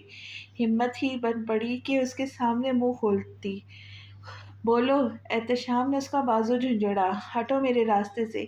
آج نہیں، آج تم صرف جواب دو گی میری سوالوں کا۔ وہ سہم سی گئی، اس کا بھرپور طمانت بھرا لہجہ اسے آگ لگا گیا۔ کیوں کرتی ہو بار بار میری محبت کی توہین، جبکہ تم جانتی ہو مجھے، میرے مزاج کو، شدت کو بھی؟ مجھ سے وقت مانگا میں نے، تمہیں کتنے سال دیے، اس کے باوجود تم یہ رویہ اپنائے ہوئے کبھی غور کیا ہے تمہارے اس رویے سے میرے اندر کتنی کچھ ٹوٹتا ہے؟ اس کا لہجہ شدید ترین احساس کمتری کا گماز تھا۔ زلف نے نگاہیں چرائی تو کچھ اور سلگا۔ اوپر سے یہ مسلسل نظر انداز کیے جانا مجھ سے برداشت نہیں ہوتا۔ مجھے وجہ بھی نہیں بتا رہی ہو تم، مجھے بتاؤ کیا پرابلم ہے؟ اس کا غصہ جھیل میں کنکر گرنے والی ہلکی سی ہلچل کے بعد پانیوں کی مانند ساکت ہو گیا۔ پھر اس نے پوچھا تو اتنے دھیمے اور نرم لہجے میں کہ وہ ذہنی کوفت میں مبتلا ہونے لگی، مگر اسے بتا کر مزید غصے میں پاگل نہیں کرنا چاہتی۔ کوئی بات نہیں ہے، وہ نظریں چرا گئی، یہی بات میری آنکھوں میں دیکھ کر کہو۔ اس نے دونوں ہاتھوں سے اس کا چہرہ تھام کر اپنی طرف کیا۔ کتنا مشکل تھا یہ سب۔ وہ اس کی آنکھوں میں آنکھیں ڈال کر جھوٹ نہیں کہہ سکتی تھی، اتنی بہادر نہیں تھی۔ احتشام، ہاں میں بس آنٹی کی وجہ سے۔ ضبط کرتے ہوئے اس کی آواز میں آنسو غالب آ گئے۔ وہ جملہ تک مکمل نہ کر سکی۔ آج اسے خود سے نفرت ہو رہی تھی، گھن آ رہی تھی۔ کس قدر خود غرض تھی وہ، ایک سادہ اور معصوم انسان کے خالص جذبوں سے کھیل رہی تھی، اسے ذہنی طور پر ٹارچر کر رہی تھی۔ احتشام ٹھنڈی سانس بھر کر رہ گیا، اس کا سر چوم کر حصار میں لے لیا۔ ماما کی بے حسی سے واقف ہوں میں، مگر شاید وہ میرے جذبوں سے واقف نہیں ہے۔ تم میرے لیے کیا معنی رکھتی ہو، میں انہیں سمجھاؤں گا، وہ اپنا رویہ بدل لیں گی تمہارے ساتھ۔ اسے اپنے سامنے کی ایمان اور بھروسے سے کہہ رہا تھا۔ اس کا جھکا سر مزید جھک گیا، وہ بس کسی طرح یہاں سے بھاگ جانا چاہتی تھی، لیکن احتشام موڑ میں آ چکا تھا۔ 3 دن کی دوری سے 3 سال کے برابر لگی تھی۔ 3 منٹوں میں فاصلے مٹا کر مکمل اس کے حواسوں پر قابو پا چکا تھا۔ بڑی دیر کر دی مہرباں آتے آتے، محسن مرزا نے آؤ دیکھا نہ تھا اور جواب میں ایک زوردار چماٹ اس کے گال پہ رسید کر دیا۔ تم نے ناک کٹوا دی سارے FMS کے سامنے، لوگ عجیب عجیب باتیں کریں میرے بارے میں، میڈیا کی نظروں میں مشکوک ہو گیا میں۔ تم کب سدھرو گے فرات، کب، آخر کب؟ وہ شاہ کی کیفیت پہ قابو پاتا تھپڑ رسیدہ گال کو سہلاتا ڈٹائی سے ہتھا۔ یہ زیادتی ہے ڈیڈ، یہ زیادتی ہے، اور جو تم ہمیں ذلیل و رسوا کر رہے ہو ٹکے ٹکے کے لوگوں کے سامنے۔ میرا سر شرم سے جھکا دیا تم نے آج میڈیکل اسٹاف کے سامنے، تمہارے کرتوت تو اپنی آنکھوں سے دیکھ کے آ رہا ہوں۔ انہوں نے اس کا گریبان دبوچ کر جھنجھوڑا۔ آپ یقیناً چیف سے مل کر آ رہے۔ اس نے غصے پہ قابو پانے کے باوجود بری سی گالی بکی دی تھی، جس سے محسن مرزا کا چہرہ آگ دہکانے لگا۔ ہاں بالکل، تمہاری کرتوتوں کی طویل لسٹ ہے اس کے پاس، سب کچھ اپنی آنکھوں سے دیکھ کے آ رہا ہوں میں۔ یقین نہیں آ رہا کہ تم میرا اپنا خون ہو۔ ان کے لہجے کی نفرت نے فرات کے دل کے ٹکڑوں میں تقسیم کر دیا تھا۔ اس کی آنکھوں میں سرخ دوڑے تیرنے لگے۔ مجھے تو یقین نہیں آتا تمہارے ناجائز تعلقات تھے اس لڑکی کے ساتھ، اور تم نے اسے مار دیا، وحشی جانور۔ انہیں یقین نہیں آ رہا تھا، یقین تو فرات کو بھی نہیں آ رہا تھا، وہ کیسے کسی کی باتوں میں آ سکتے تھے۔ اسے تصدیق تو کی ہوتی کم از کم، جتنے بھی ناجائز صحیح، آپ کے اور سفینہ خانم کے۔ فرات! وہ غضبناک ہو کر دہاڑے اور الٹے ہاتھ کے تھپڑ زور سے مارا تھا۔ زبان سنبھال کر بات کرو بے غیرت، باپ ہو تمہارا۔ غصے سے ان کی سانسیں بے ترتیب، آنکھیں غضبناک ہو گئی۔ فرات کو جس بات نے سب سے زیادہ تکلیف پہنچائی تھی وہ تھا ان کا تغافل۔ وہ پوری بات جانے بغیر بس اس پر چڑھ دوڑے تھے، ہمیشہ اسے ہی مورد الزام ٹھہراتے تھے۔ ایک بار صحیح، 2 بار صحیح، ہر بار وہ غلط بھی نہیں ہو سکتا تھا۔ اس نے ڈھٹائی سے تن کر کہا، وہ کیا پتہ احتشام بھی اس ناجائز تعلق کا کوئی نتیجہ ہو جو آپ اس کی اتنی سائیڈ لیتے ہو۔ وہ باپ کے نقب لگانے سے باز نہ آیا۔ فرات! آواز کے ساتھ ساتھ ان کا ہاتھ بھی بلند ہوا تھا، مگر اس بار ہوا میں معلق رہ گیا، کیونکہ فرات کی آنکھوں میں آنسو جھلملانے لگے تھے۔ بذات گستاخ! وہ مٹیاں بھیج کر بڑبڑاتے ہوئے غصے سے پلٹ کر کمرے سے نکل گئے۔ فرات کی آنکھوں سے ایک آنسو ٹوٹ کر قدم بوس ہو گیا۔ کوئی اسے کیوں نہیں سمجھتا تھا؟ ماما اور دادی کے سامنے اس کی وجہ سے پہلے ہی شرمندگی اٹھا چکا تھا، مزید نہیں اٹھانا چاہتا تھا، اس لیے 15 منٹ سے مغز ماری کر رہا تھا، مگر اس کوڑ مغز لڑکی کو شاید اس کی بات سمجھ نہیں آ رہی تھی یا جان بوجھ کر اسے زج کرنا چاہ رہی تھی۔ بہرحال الف کامیاب رہی تھی۔ الف، مجھے غصہ مت دلاؤ، یہ تمہارے حق میں بہتر نہیں ہوگا۔ فوراً سے پہلے جاؤ اور اپنا لباس کو تبدیل کرو۔ اس پر تپتی ہوئی نگاہ ڈالی۔ وہ چاچک اس قسم کے ملبوسات منتخب کرتی جس سے جسم کا کوئی نہ حصہ کہیں سے تو نمایاں ضرور ہوتا۔ اس کا دماغ کھولنے لگا۔ اب کیوں، اچھا نہیں ہے کیا؟ الف نے انجان بن کر پوچھا۔ ہونٹ سکڑ کر خود کو قداور آئینے میں دیکھا۔ اسے بھی چینج کرو، وہ چبا چبا کر بولا تھا۔ الف نے ایبرو اچکائے اور روم کی طرف بڑھی۔ مغربی طرز کا ڈارک میرون رنگ کا عروسی لباس زیب تن کیے وہ اس کے سامنے نمودار ہوئی تو پلکیں جھپکانا بھول گیا۔ اس کے لمبے گھنیرے ریشمی بال، چمکتی ہوئی بے داغ اسکین، روشن آنکھیں جن میں بے پناہ کشش تھی، اس لباس میں وہ کسی ریاست کی شہزادی لگ رہی تھی۔ اس کا دل کچھ اس طرح گھبرایا کہ وہ نگاہیں چرا گیا۔ اس کا انداز نوٹ کر کے الف کے اندر ایک انوکھا سا سرور بھر گیا۔ کیسی لگ رہی ہوں؟ اس کی آنکھیں شرارت پر مائل تھی۔ اس کے بے حد قریب آ کر گلے میں باہیں ڈال کر پوچھا، بہیو یور سیلف۔ وہ لڑکی ہماری طرف ہی دیکھ رہی ہے۔ وہ ایک دم ہی بوکھلا گیا اور تیزی سے اس کا ہاتھ جھٹکے۔ دیکھنے دو نا۔ الف نے اس کی بوکھلاہٹ کا مزہ لیا۔ کیا بدتمیزی ہے یہ؟ وہ بری طرح سے سلگا تھا۔ میری ہر حرکت بدتمیزی، اور جو تم 15 بٹ میں مجھے ذلیل و خوار کر رہے ہو اس کا کیا؟ دھیما دھیما متاثر کن لہجہ۔ کوئی کیسے بچتا؟ بھاڑ میں جاؤ میری بلا سے۔ وہ تن فن کرتا واک آؤٹ کر گیا۔ الف دل ہی دل میں محفوظ ہوئی۔ میم، آپ کو یہ پسند آیا ڈریس؟ وہ کچھ سوچ کر سر ہلا گئی۔ میثم علی آغا کی کال سے اچانک اس کی آنکھ کھل گئی۔ کہاں رہ گئے ہو برخوردار؟ جلسہ بھول گئے؟ سمارا والا اب تک پہنچے نہیں کیوں؟ وہ برہم نظر آ رہے تھے۔ معذرت خواہ ہوں دادا، آنکھ نہیں کھلی۔ میں بس آتا ہوں۔ چہرے پہ محض ایک پل کی خفیف تاثر ابھرا تھا۔ اس نے کال ڈسکنیکٹ کر کے پلٹ کر گہری نیند سوئی زلف کو نرم نگاہوں سے دیکھا۔ کہیں روز سے طاری ذہنی تھکن اور ہیجان کہیں روپوش ہو گیا۔ اس کی شدت و دیوانگی میں کچھ مزید اضافہ ہوا تھا۔ وہ عجیب بے خودی کے عالم میں اسے دیکھ رہا تھا۔ اس خوبصورت ہم سفر کے بعد وہ اسے بہت ساری باتیں کرنا چاہ رہا تھا، لیکن اس ظالم لڑکی نے اس کی نہ سنی اور لمبی تان کر سو گئی۔ اس کے رویے کی بدسلوکی پر کتنا خفا تھا، مگر اسے احساس تک کہاں تھا۔ وہ اس کی یہ گستاخیاں معاف کیے جا رہا تھا، جانے کیوں؟ یہ لڑکی اسے جان سے زیادہ پیاری تھی۔ اس نے اس کا سر چوما، کمفرٹر ہٹاتا شاور لے کر ڈریس اپ ہو گیا۔ آج میثم علی آغا کی رہائش پر الیکشن پلان ترتیب دینا تھا۔ اس کے بعد سیاسی پارٹی سے سمارا میں میٹنگ تھی۔ جب تک الیکشن نہ ہو جاتے وہ یوں ہی ٹینشن زدہ رہتا۔ اس نے اپنے لیے کافی منگوائی، ایک نظر زلف کے مکمل طور پر نیند کے آغوش میں ڈوبے سراپے پہ ڈالی۔ عجلت میں فون اٹھاتا کمرے سے نکل گیا۔ ماما اور دادی نے ایک دن پہلے ہی گھر آ کر ہر گھریلو قسم کے انتظامات سنبھال لیے تھے۔ حالانکہ اس کی کچھ خاص ضرورت تو نہ تھی۔ نوکروں کی فوج ہمہ وقت ان تیاریوں میں سرگرم تھی، مگر انہوں نے سب کام اپنی نگرانی میں مکمل کروانا ضروری سمجھا۔ ولیمے کی تقریب اس کی رہائش گاہ کے لان میں ہی منعقد کی گئی تھی، جسے مکمل طور پر پرائیویٹ رکھا گیا تھا۔ بس پیچیدہ خاص مہمانوں کو مدعو کیا گیا تھا۔ بلیک ڈنر سوٹ میں ملبوس وہ تمام تر جاذبیت اور مردانہ وجاہت سمیت گزب کا لگ رہا تھا۔ یہ شاندار شخص پورے کا پورا اس کا تھا۔ الف بے ساختہ اسے دیکھے گئی۔ اپنے چہرے پہ نظروں کی تپش وہ محسوس کر چکا تھا، دانستہ اسے دیکھنے سے گریز کیا تھا۔ کل ایک دم اس کی دل کی دھڑکن تیز ہو جانے پر گھبرا گیا۔ اس کی کیفیت عجب ہونے لگی تھی۔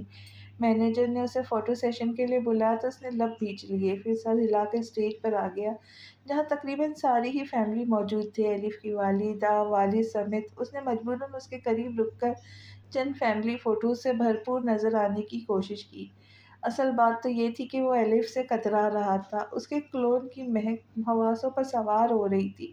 وہ موقع پاتے ہی منظر سے ہٹ گیا۔ اس نے کن اکھیوں سے اسے دیکھا تھا، جو سب سے والہانہ انداز میں خوشی کا اظہار کر رہی تھی۔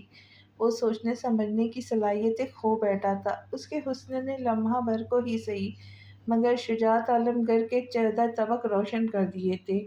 ایک لمحے کو نگاہیں چار ہوئی تھی۔ نگاہوں کا تصادم بہت معنی خیز تھا۔ اس حد درجہ شدید رد عمل پر جی بھر کر خجل ہوا تھا۔ فوراً نگاہوں کا ارتکاز بدلا۔ تہران پاشا کو لان میں داخل ہوتے دیکھ کر دل کو جھٹکا سا لگ گیا تھا۔ آ گیا میرا سالہ، وہ نفرت سے بڑبڑایا۔ تہران بھی اسے دیکھ چکا تھا۔ تیزی سے فاصلہ سمیٹ کر آگے بڑھا، زوردار گھوسا جڑ دیا۔ کیا تماشا چل رہا ہے یہ؟ چاہتے کیا ہو تم؟ ضرب اتنی شدید تھی کہ اس نے بمشکل حواس سنبھالے اور مسکرا کر بولا، میری شادی ہے، کیوں تمہیں تماشا لگ رہا ہے؟ ناراض محبوبہ کی طرح بیہیو کیوں کر رہے ہو؟ بکواس بند کر کتے! تہران نے اسے دبوچ کر سیدھا کرتے ہوئے کہا، کیوں کی تم نے الف سے شادی؟ اب مجھے کسی نہ کسی لڑکی سے تو شادی کرنی ہی تھی یار۔ उसने मासूमाना अंदाज में आंखें मटकाई। तेहरान का हाथ बुलंद होते देख दिलनशी दबा दबा गुर्राई दी। पागल हो गए हो क्या तुम दोनों? क्यों तमाशा बना रहे हो लोगों के सामने? फौरन अंदर आओ, मुझे तुमसे बात करनी है। उसने लोगों के नज़रों को महसूस करते हुए मुश्किल खुद को रोका। मुंतफर अंदाज में उसे दूर झटकता लंबे लंबे ढक भरता रिहायशी हिस्से के अंदर चला गया।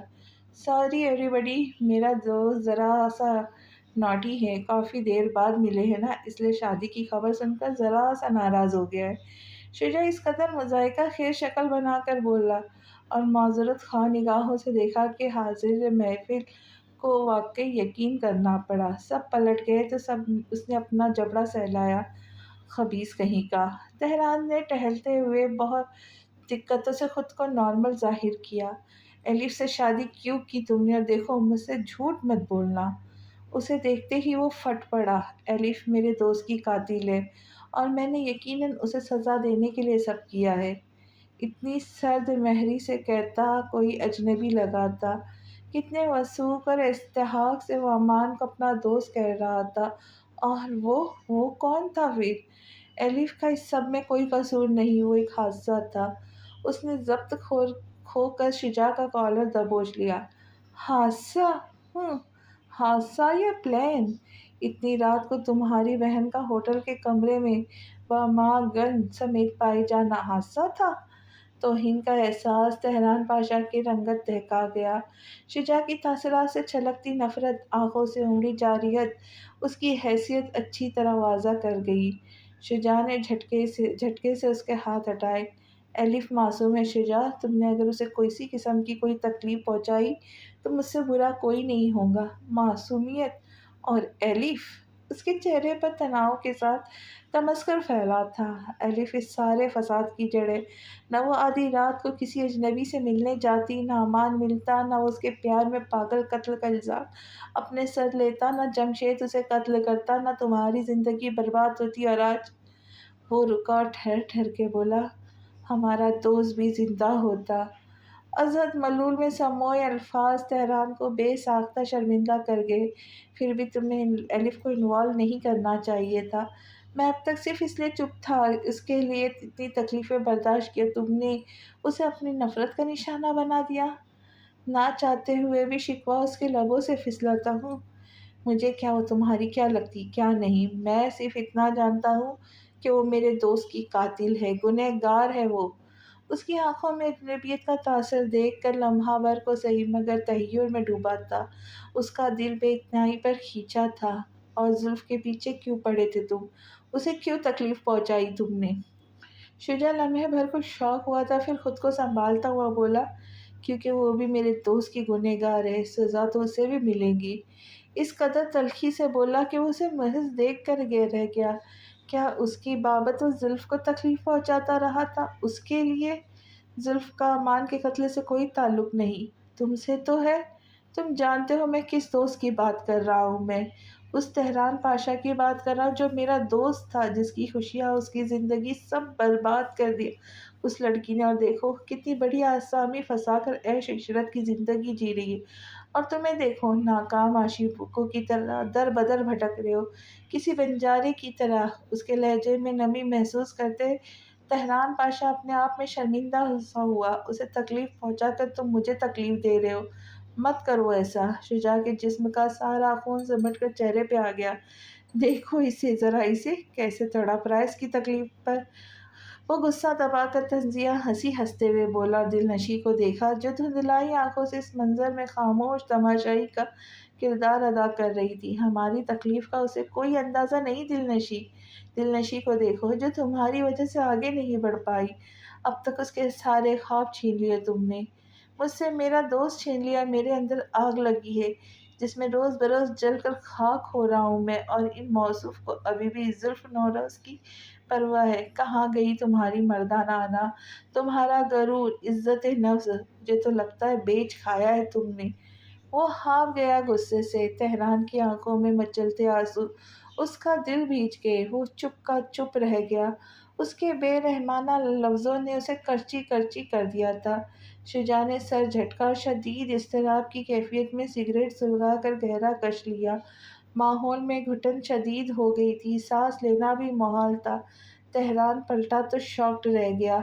الف دروازے پہ کھڑی تھی، بے تحاشا آنسو بھری آنکھیں لیے۔ تہران اس وقت کسی کا سامنا نہیں کرنا چاہتا تھا، اس کے سائڈ سے نکلتا چلا گیا۔ الف کو اتنا شدید شاک لگا تھا کہ اپنی جگہ سے ہل ہی نہ سکی۔ سمارا میں کامیاب جلسے کے بعد وہ اور داور کیفے میں بیٹھے کافی سے لطف اندوز ہو رہے تھے۔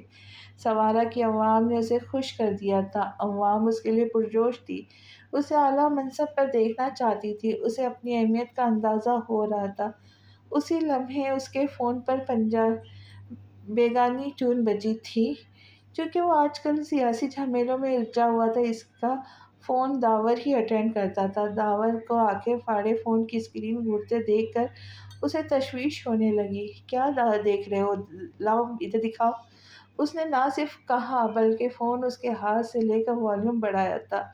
تم احتشام کی بیوی ہو؟ نہیں کرتی میں احتشام سے محبت، میں تم سے محبت کرتی ہوں۔ تم بتاؤ، اگر میں احتشام سے ڈائیورس لے لوں تو کیا تم مجھ سے شادی کرو گے؟ میں صرف اور صرف تہران پاشا سے محبت کرتی ہوں۔ اس کے کپکپاتے ہاتھوں میں فون لرز گیا۔ یک بے یک جملوں کی بے رحمانہ بازگشت نے اس کے حواسوں کو مفلوج کر دیا۔ وہ جہاں تھا وہیں تھم گیا۔ گاڑی نکالو داور۔ کتنا دکھ تھا اس کے لہجے میں، اس کی سرخ آنکھیں گواہ تھی۔ وہ تیزی سے فون مٹی میں بھیج کر کرسی کو ٹھوکر مار کر اٹھا۔ اس کے رویے کے سامنے داور کی ہمت ہی نہ بن پائی کہ وہ ایک لفظ بھی پھوٹا۔ سارے راستے وہ سگریٹ پہ سگریٹ پھونکتا آیا تھا۔ ان کی یہ دل ربانہ گفتگو، زلف کی دیوانگی، تہران پاشا کی تڑپ، زلف کا اسے چھونا اور اسے بوسہ دینا۔ اس کا تن بدن جلتی بھٹی میں جھلس رہا تھا، اس کا ذہن ماضی کی توڑ جوڑ میں الجھ گیا۔ زلف کا تہران کو دیکھ کر بے ہوش ہونا، معنی خیز نظروں کا تصادم، زلف کا گریز، اسے قریب نہ آنے دینا، اسے بار بار ٹھکرا دینا نظر انداز۔ تو اس کی وجہ یہ تھی کہ وہ تہران پاشا میں انوالو تھی اور اس حد تک جا چکی تھی۔ اس نے انگاروں میں مانند دہکتی آنکھیں مچ لی۔ گاڑی ذرا سی سلو ہوتی تو وہ چلا چلا کر تیز چلانے کو کہتا۔ بہرحال گاڑی تھی، جہاز نہ تھا جو اڑ کر پہنچ جاتا۔ وہ گاڑی سے اتر کر تیز تیز گسیلے قدم اٹھاتا ہوا اندر آ چیخا، زلف زلف! سفینہ خانم دہل گئی، تیزی سے کمرے سے نکلی۔ احتشام، کیا ہوا؟ زلف کو بلائے، مام کہاں ہے وہ؟ اس کا لہجہ ٹوٹا ہوا تھا۔ سفینہ خانم چپ رہ گئی، یہی تو خدشہ تھا جسے وہ زبان نہ دے پاتی تھی۔ شالی تب تک زلف کو بلا لائی تھی۔ اس نے تعجب بھری نگاہوں سے سب کو باری باری دیکھا۔ کیا ہو رہا ہے یہاں؟ میں تمہیں بتاتا ہوں کیا ہو رہا ہے۔ کیا ہے یہ؟ احتشام اس کی لا علمی پر آتش فشاں بن کر پھٹ پڑا، فون کی اسکرین اس کے سامنے کی۔ بولو، جواب دو مجھے۔ آگ اگلتی نظروں سے اسے دیکھا۔ وہ بول نہیں رہا تھا، نفرت سے پھنکار رہا تھا۔ اسے اپنا وجود برف کی سل پر ڈھلتا محسوس ہو رہا تھا۔ ابھی کل ہی تو اسے احساس ہوا تھا کہ اسے احتشام کو سچائی بتا دینی چاہیے، مگر بہت دیر ہو گئی تھی، پانی سر سے گزر چکا تھا۔ اب تو صرف اس ویڈیو کی صورت تباہی تباہی نظر آتی تھی۔ احتشام خوف سے زرد پڑتے ہوئے لب کشائی کی تھی۔ یہ سچ ہے یا نہیں؟ وحشی بن کا مظاہرہ کرتے ہوئے گزرا۔ یہ سچ ہے، وہ شرمندہ سی بولی۔ بس پھر کیا؟ احتشام کے ایک بھاری ہاتھ نے اس کے 14 طبق روشن کر دیے تھے۔ وہ راہداری سے بڑے سے ڈیکوریشن پیس سے ٹکرا کر گری۔ اسے اپنی آنکھوں کے سامنے اندھیرا چھاتا ہوا محسوس ہوا۔ وہ پہلے ہی خوف سے بے حال تھی، اس کے سنگین لہجے پہ اور حملے پر نیم جاں سی ہو گئی۔ ماما ماما کچھ کرے! ہال میں ایزل کی دل خراش چیخیں سن کر بے ہوش میں آیا تھا۔ احتشام بیٹا، انہوں نے کہنا چاہا، کوئی ہمارے درمیان نہیں آئے گا۔ اس نے پہلی بار ماں کو انگلی اور آنکھیں دکھائی تھی۔ اس کا لہجہ جنونی تھا۔ سفینہ خانم کا رہا سہا حوصلہ بھی ختم ہو گیا۔ ایزل کے ہاتھ پیر کپکپا رہے تھے، وہ لرز رہی تھی۔ اس کے کانوں میں ابھی تک ماضی کے تھپڑوں کی گونج سنائی دے رہی تھی۔ اسے لگ رہا تھا وہ ابھی اسے کھینچ کر کمرے میں لے جائیں گے اور پھر اسے بہت مارے گا۔ اس کا دل سکڑ سمٹ کر کسی گہری کھائی میں ڈوب گیا۔ وہ اسے نیم جا کو گھسیٹتا ہوا کمرے میں لے جا رہا تھا۔ وہ دھڑام سے گر کر بے ہوش ہو گئی۔ آئزل واٹس رانگ ود یو بیٹا؟ شالی، ڈاکٹر کو بلاؤ جلدی، سفینہ خانم روتے ہوئے چلانے لگی۔ وہ دروازہ لاک کر کے بپرے ہوئے تن تیز طوفان کی مانند اس کے سامنے آ کھڑا ہوا اور زلف کی آنکھیں پھٹ جانے حد تک کھل گئی۔ اس کا انجام بہت بھیانک اور واضح تھا۔ کیا کمی تھی میری محبت میں؟ کیوں کیا تم نے ایسا؟ کیا میں نے تم سے نہیں پوچھا تھا اگر کسی اور سے محبت ہے تو بتاؤ؟ کیوں نہیں بتایا تم نے مجھے؟ اس کا لہجہ شدید ترین احساس کمتری اور بے بسی کا خماس تھا۔ اس نے دونوں ہاتھوں سے جھنجھوڑتے ہوئے انتہائی جنونی پن میں چیخ رہا تھا۔ اس کا رویہ دیکھ کر رنگ لٹے کے مانند زرد ہو رہا تھا۔ تم نے میری محبت کا مذاق بنا کے رکھ دیا۔ میں تو صرف کھلونا تھا تمہارے لیے، جس سے جب چاہا کھیلا، جب چاہا ٹھوکر کر پھینک دیا۔ اور اپنے عاشق کے ساتھ؟ وہ واقعی نفرت اور غصے میں اندھا ہو گیا تھا۔ اس کے دھوکے نے احتشام کے ٹکڑے ٹکڑے کر ڈالا۔ اس کے انتقام کی آگ بھڑک اٹھی۔ وہ سخت غم و غصے اشتعال سے گویا ہوا زلف کو اپنی روح فنا ہوتی محسوس ہوئی۔ تم میری عزت اور غیرت سے کھیلی ہو، ایک غیر مرد کی باہوں میں جاتے ہوئے، اس سے ناجائز تعلقات بناتے ہوئے تمہیں ذرا شرم محسوس نہیں ہوئی؟ وہ غیر نہیں، میرا شوہر تھا، میرا۔ محبت کرتی تھی اس سے، اور آج بھی کرتی ہوں۔ وہ ضبط کھو کر چیخی تھی۔ تم شادی شدہ تھی پہلے سے؟ اس سے بڑا صدمہ اور کیا ہو سکتا تھا؟ اسے اپنی محبت میں شراکت داری پسند نہیں تھی، مگر یہاں تو بات ہی ختم ہو چکی تھی۔ وہ تمہارا شوہر تھا، اب نہیں ہے تو تم کس رشتے سے اس کے قریب گئی تھی؟ اس نے بڑے غضب بھری نگاہوں سے دیکھا۔ وہ یوں آنکھیں دکھا رہا تھا جیسے کھڑے کھڑے اس کی جان نکال لے گا۔ محبت سے بڑھ کر تمہیں اور کیا ثبوت چاہیے؟ احتشام کے تن بدن میں شرارے دوڑ گئے۔ کس حد تک گئی ہو تم اس کے ساتھ؟ جس حد تک تم سوچ بھی نہیں سکتے۔ ایک خاص انداز اور لب و لہجہ، وہ بھی اس کے رقیب کے لیے۔ اسے مزید کوئی اور بات اتنا گہرا صدمہ نہیں پہنچا سکتی تھی۔ اسے گمان تک نہ تھا زلف اس کے ساتھ یہ سب کچھ بھی کر سکتی تھی۔ احتشام نے اسے ایک تماچا جڑا تھا۔ اس کی آنکھوں کی سطحی پر چمکتی نمی گالوں پر پھسلنے لگی۔ گریہ وزاری سے آنکھیں جر رہی تھی۔ "آئی ول کل یو"۔ جنونیت کی انتہا تھی۔ وہ پاگل ہو چکا تھا۔ وہ اس کی غیرت سے نہیں، محبت سے بھی کھیلی تھی۔ اس کے جذبوں کے ساتھ کھلواڑ کیا تھا اس نے بار بار دماغ سے اس احساس کو جھٹکنا چاہا، مگر ضمیر کے کسی کونے میں دھوکے اور اہانت کا احساس چمٹ گیا تھا۔ اس نے خود باور کروانا چاہا، مگر غصہ اس کے حواسوں پر کسی آصف کی طرح چمٹ گیا تھا۔ دل کے اندر کہیں دکھ کا احساس مسلسل چوکے لگا رہا تھا۔ ہر طرف سکتے کی کیفیت تھی۔ بے حسی کا مظاہرہ کرتے ہوئے وہ یکلخت جنون میں اس پر جھپٹا اور اسے دھکیلتے ہوئے دیوار سے لگائے اس کے گردن کے گرد دونوں ہاتھوں کی گرفت سخت سے سخت تر کر دی۔ وہ تڑپتی سسکتی ہوئی مزاحمت کرتی بالا آخر بے دم ہو کر ماربل کے فرش پر دھڑام سے گری۔ جب داور دھاڑ کی آواز کے ساتھ دروازہ کھول کر اندر آیا اور اسے دبوچ کر الگ کیا، تب تک وہ بے جان ہو کر زمین بوس ہو چکی تھی۔ آگے کیا ہوگا یہ جاننے کے لیے ملتے ہیں اگلی قسط میں۔